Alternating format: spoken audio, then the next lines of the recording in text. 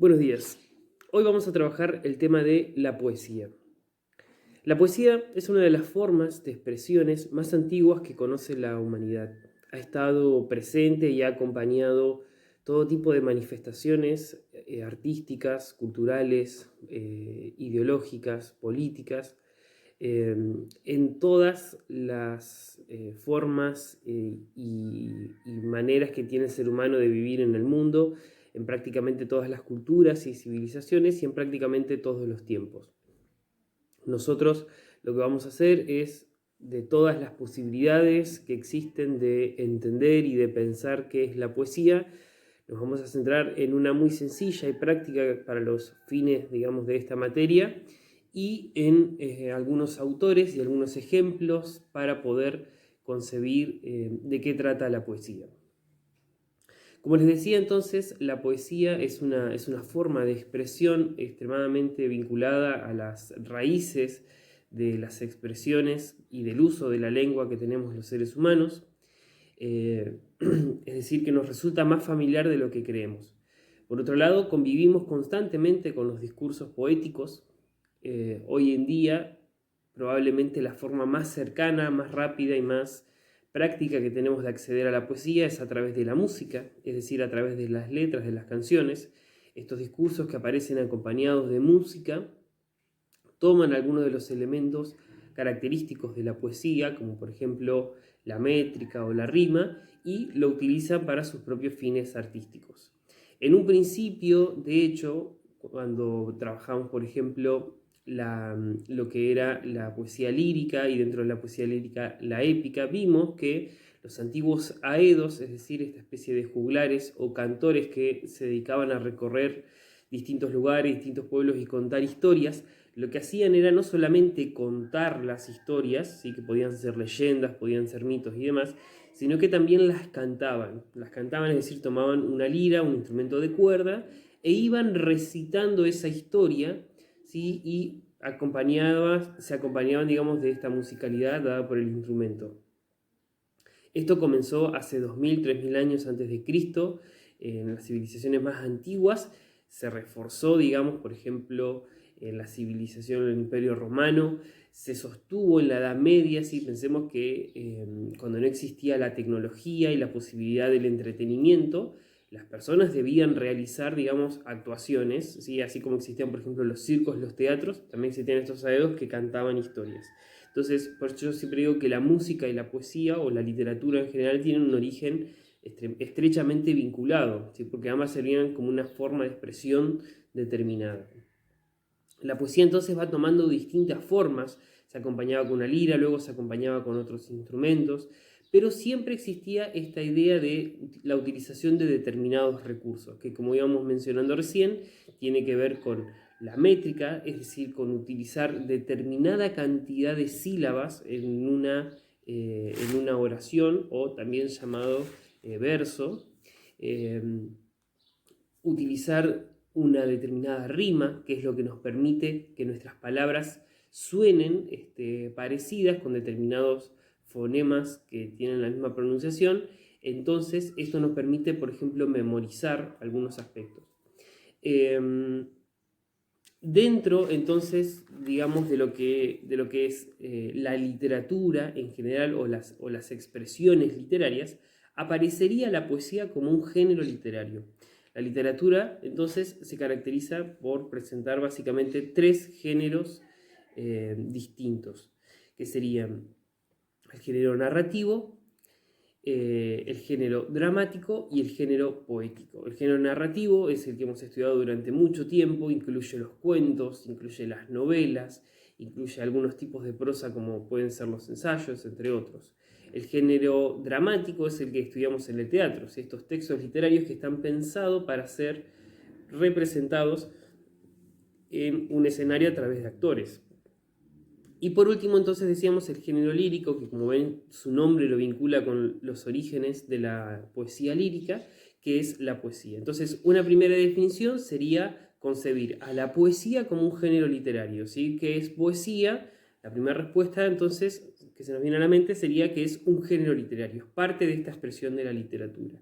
Y si nos vamos más arriba a preguntarnos qué es la literatura, nosotros ya sabemos que la literatura es ficción, es decir, utilizar la lengua, ¿tá? Utilizar nuestro idioma como herramienta, como medio de expresión para inventar algo, para crear algo que por supuesto tendrá fines artísticos. A partir de ahí, por supuesto, hay muchísimo que definir y pensar. El arte no se encasilla en una sola función, es decir, no podemos decir, bueno, si algo es artístico, por ejemplo, sirve para expresar emociones.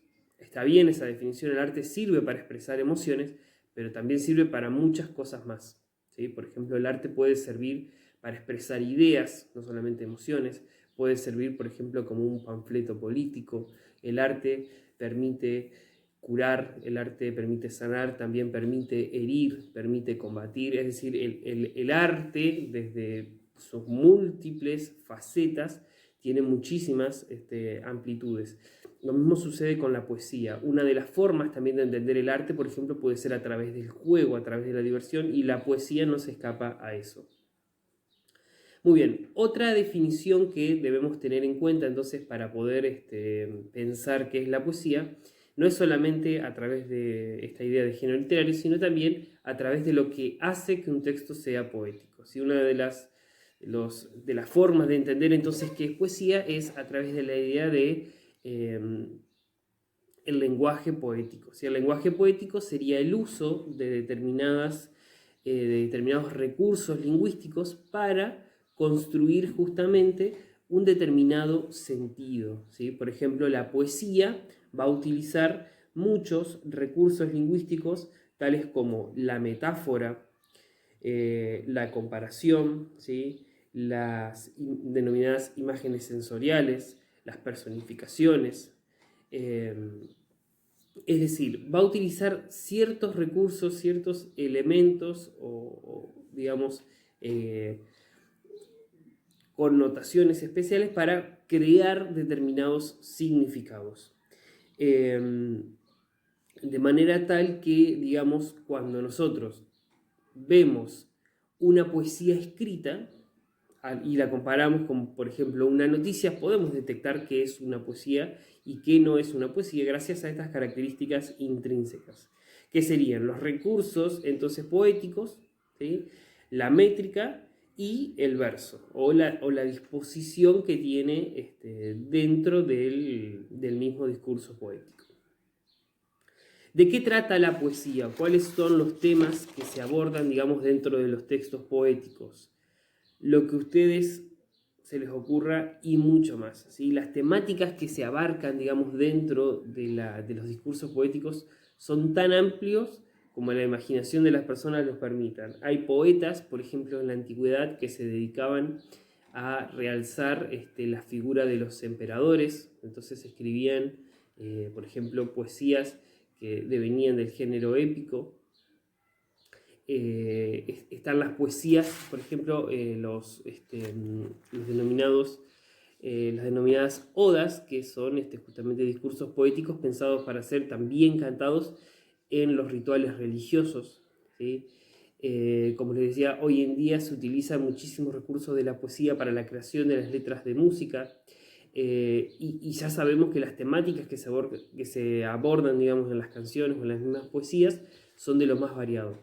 Un poema puede hablar desde el amor, puede hablar del odio, puede hablar de la amistad, puede hablar de la guerra, de la paz, puede hablar de una ciudad, puede hablar del pueblo donde nacimos, puede hablar de una calle, puede hablar de nosotros mismos, como les decía hoy. El arte, una de las funciones del arte, por ejemplo, es expresar emociones, y eso está muy bien, porque uno puede expresar lo que uno siente, pero tampoco esto tiene que ser necesariamente así. Uno puede crear lo que se llama el yo poético, que sería una especie de ficcionalización de quién soy, ¿no es cierto?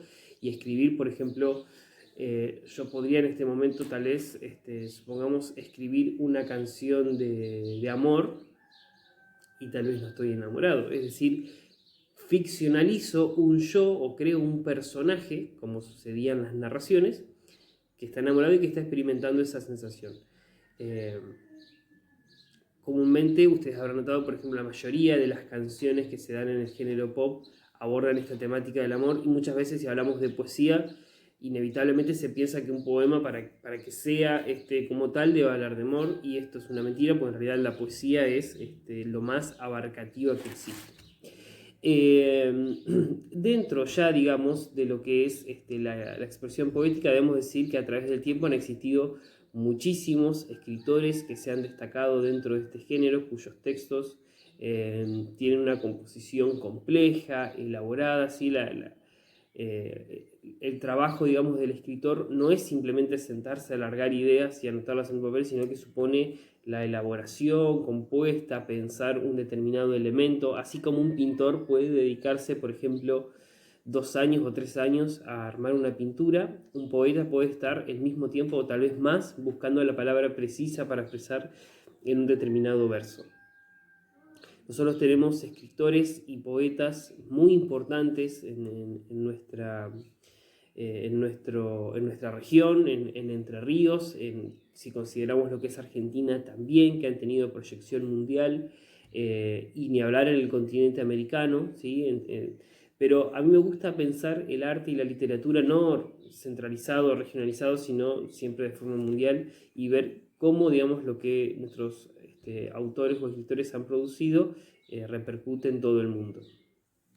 Voy a presentar algunos ejemplos de textos poéticos. El primero de ellos es de José Hernández, autor de El Martín Fierro. De hecho, este es un fragmento del Martín Fierro. Los hermanos sean unidos, porque esa es la ley primera, tengan unión verdadera en cualquier tiempo que sea, porque si entre ellos se pelean, los devoran los de afuera. En este primer texto, lo que podemos notar, en primer lugar, es la forma, ¿sí? Notamos que el texto se escribe en forma de verso y por lo tanto ya lo ubicamos dentro del género de la poesía. Por otro lado, si nosotros contáramos la cantidad de sílabas que componen cada verso, notaríamos que son 8 y que por lo tanto aquí el autor está utilizando una métrica determinada que en este caso se denomina octosilábica. Por otra parte, también está utilizando una métrica, es decir, por ejemplo, el final del segundo verso, primera, como notarán, rima con verdadera, o sea, rima con pelea, ¿no? Entonces, el autor va utilizando una determinada forma de rima especial para que las palabras se conecten y tengan cierta sonoridad. Por otro lado, también fíjense que está utilizando como gran recurso aquí este autor lo que se denomina la metáfora. Cuando habla de los hermanos, si bien justamente el yo poético que es Martín Fierro le está hablando a sus hijos, que son hermanos entre ellos, les está diciendo, bueno, ustedes como hermanos deben ser unidos. También lo que está haciendo aquí el autor José Hernández es establecer una metáfora, una referencia para lo que es el país, porque los hermanos en realidad se está refiriendo al país, y ustedes como país, como nación, pueden considerarse hermanos y deben estar unidos, ¿sí? Porque si ustedes no se unen, va a venir gente de afuera a devorarlos, que también es una metáfora, no es que viene alguien a comérselos directamente, sino que puede venir a conquistarlos, a destruirlos, a llevarse lo que les pertenece. El segundo ejemplo es un poema de Juan L. Ortiz, que es un poeta entrerriano muy importante en la historia de la literatura argentina. Calle dormida en el sol, qué paz la tuya, después de la ruidosa vanidad de la urbe, ciudad dormida en el sol, un hastío eterno, dorado, transparente de invierno. ¿De qué muerte vino este pájaro, solo que ahora canta? Solo, solo en la tarde.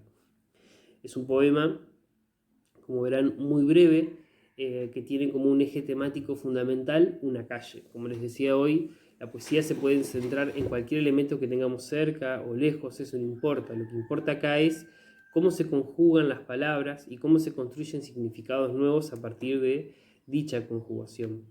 Notamos que, por ejemplo, está escrito en verso, pero no tiene la misma métrica que utilizaba José Hernández. De hecho, Juan L. utilizaba más bien una métrica libre, es decir, no se preocupaba tanto por la cantidad de sílabas dentro de cada verso, sino que utilizaba la cantidad de sílabas que le resulten necesarias para su expresión. Tampoco utiliza una rima determinada, ¿sí? Es mentira que la poesía debe tener rima para que sea poesía. Esto no es así. Podemos escribir poesía que no rime, porque podemos estar persiguiendo un determinado fin estético distinto al de una al de un poema con rima. Y bueno, y como recurso poético sí podemos destacar que él utiliza la repetición, ¿sí? Por ejemplo, habla de la soledad al final y repite la palabra solo, solo para justamente poner énfasis en ese concepto. Es una calle dormida, ¿no? Nos da esta imagen sensorial de la tranquilidad que existe dentro de ese lugar. Último ejemplo es del escritor chileno Pablo Neruda. Puedo escribir los versos más tristes esta noche. Escribir, por ejemplo, la noche está estrellada y tiritan azules los astros a lo lejos. El viento de la noche gira en el cielo y canta. Puedo escribir los versos más tristes esta noche. Yo la quise y a veces ella también me quiso. En las noches como esta la tuve entre mis brazos, la besé tantas veces bajo el cielo infinito. Ella me quiso, a veces yo también la quería. ¿Cómo no haber amado sus grandes ojos fijos? Puedo escribir los versos más tristes esta noche, pensar que no la tengo, sentir que la he perdido. Oír la noche inmensa, más inmensa sin ella, y el verso cae al alma como al pasto al rocío. ¿Qué importa que mi amor no pudiera guardarla? La noche está estrellada y ella no está conmigo. Eso es todo. A lo lejos alguien canta. A lo lejos, mi alma no se contenta con haberla perdido. Como para acercarle mi mirada la busca, mi corazón la busca y ella no está conmigo. La misma noche que hace blanquear los mismos árboles, nosotros, los de entonces, ya no somos los mismos. Ya no la quiero, es cierto, pero cuánto la quise. Mi voz buscaba el viento para tocar su oído. De otro, será de otro, como antes de mis besos. Su voz, su cuerpo claro, sus ojos infinitos. Ya no la quiero, es cierto, pero tal vez la quiero. Es tan corto el amor y es tan largo el olvido. Porque en noches como esta la tuve entre mis brazos. Mi alma no se contenta con haberla perdido, aunque esta sea el último dolor que ella me cause, y estos sean los últimos versos que yo le escribo. Como verán, este poema podría ubicarse perfectamente dentro de la temática de la poesía de amor. Pablo Neruda, de hecho, es un poeta muy destacado en este género, o en esta temática por lo menos, y bueno, habrá notado que la forma de su verso es distinto a los anteriores, al igual que su métrica y al igual que su rima. Utiliza sí una rima, pero no está tan marcada como la rima, por ejemplo, de José Hernández, es decir, la poesía a partir de la modernidad, es decir, del siglo XVIII, siglo XIX, fue buscando nuevas formas de expresión, como por ejemplo lo que se denominaron las vanguardias poéticas, donde los poetas hasta jugaban con las formas, ¿sí? Y de esa manera crear algo nuevo. La temática es el amor y aparecen muchos recursos. El principal es la repetición. Puedo escribir los versos más tristes esta noche. Esa frase aparece mucho, de manera tal que se asienta esa idea de la tristeza, de la melancolía, de esta persona que perdió a otra persona y ya no la tiene entre sus brazos. Luego hay una especie de comparación entre lo que es la noche, la inmensidad de la noche, el silencio de la noche, la tranquilidad y la oscuridad con el estado de soledad. Eso es algo muy típico de lo que se llamó el romanticismo, ¿no? Que impone ciertas formas estéticas de pensar. Esta idea de la desolación, de la tristeza, la soledad también es parte del romanticismo y aquí se aplica.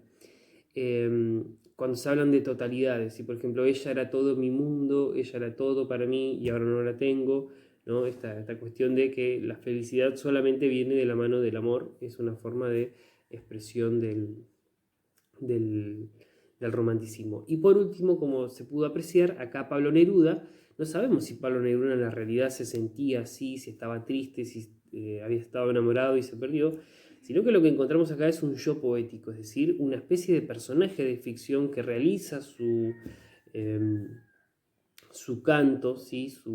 Y que llora la pérdida de un amor, pero no necesariamente eso ocurrió en la realidad, y eso es el concepto de ficción que nos tiene que quedar muy en claro. Lo que escribo en términos de literatura no necesariamente tiene que ver conmigo, sino con una construcción que yo creo.